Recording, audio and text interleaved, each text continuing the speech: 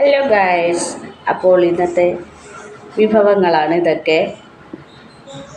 ചോറൊക്കെ വെച്ച് കഴിഞ്ഞ് അപ്പോൾ വിചാരിച്ചു ഇന്ന് ഒരു വീഡിയോ എടുക്കാമെന്ന് വിചാരിച്ചു, ചെറിയൊരു വീഡിയോ എടുക്കാമെന്ന് വിചാരിച്ചു.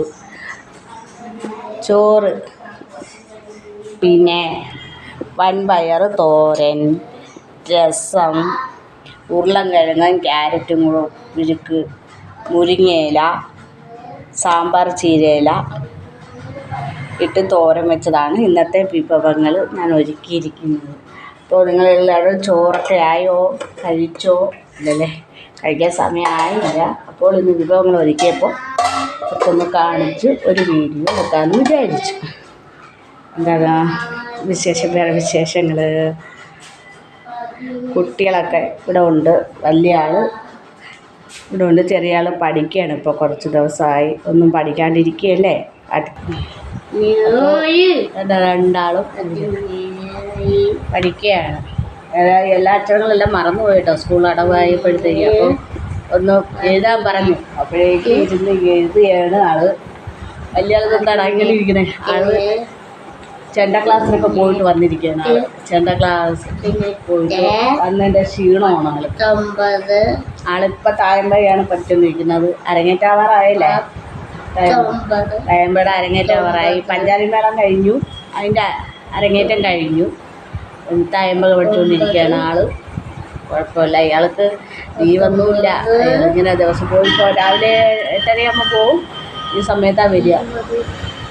8 ഓടിക്കണം. പിന്നെന്താണ്, എല്ലാവരും സുഖമായിരിക്കുന്നോ? ടൂറൊക്കെ പോയോ എല്ലാവരും? പുറത്തൊക്കെ പോയി കഴിഞ്ഞോ ടൂറ്? നിങ്ങളൊന്നും പുറത്ത് പോയിട്ടില്ല. ചൂടായിട്ട് മുറ്റത്തേ ഇറങ്ങാൻ പറ്റാണ്ട് വരുന്നില്ലേ? എല്ലാത്തിടത്തോളം പോയിട്ടില്ല. പിന്നെ ചോറൊക്കെ കഴിക്കാനായോ? കഴിച്ചോ? എന്തൊക്കെയാണ് വിശേഷങ്ങൾ? വേറെ പ്രത്യേകിച്ച് വിശേഷമൊന്നുമില്ല. ചൂടാണ്. എല്ലായിടത്തും മഴയൊക്കെ പെയ്തു തുടങ്ങി. ഇവിടെ മഴയൊന്നും പെയ്തിട്ടില്ല. ചൂട് ഇരട്ടി കയറിക്കൊണ്ടേ ഇരിക്കുക. ഒരു ചെറിയ മഴ പെയ്താൽ ഇരട്ടി ചൂട് കയറിക്കൊണ്ടേ ഇരിക്കുകയാണ്. പിന്നെ ആളുകൾ പിന്നെ വീട്ടിൽ തന്നെയാണ്. സൈക്കിളൊക്കെ ചവിട്ടി. ആൾക്ക് ഇന്നലെ പുതിയ സൈക്കിളൊക്കെ വാങ്ങിയിട്ടോ.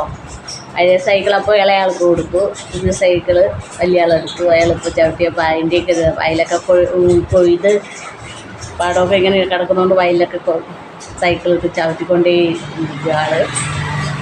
എന്താണ് പ്രത്യേകിച്ച് വിശേഷങ്ങളൊന്നുമില്ല. വെക്കേഷനാണ്. ഇപ്പോൾ പുതിയ വിശേഷമെന്ന് വെച്ചാൽ വിഷുവാണ്. വിഷുവിന് എല്ലാവർക്കും അഡ്വാൻസായിട്ട് വിഷു ആശംസകൾ പറയുന്നു.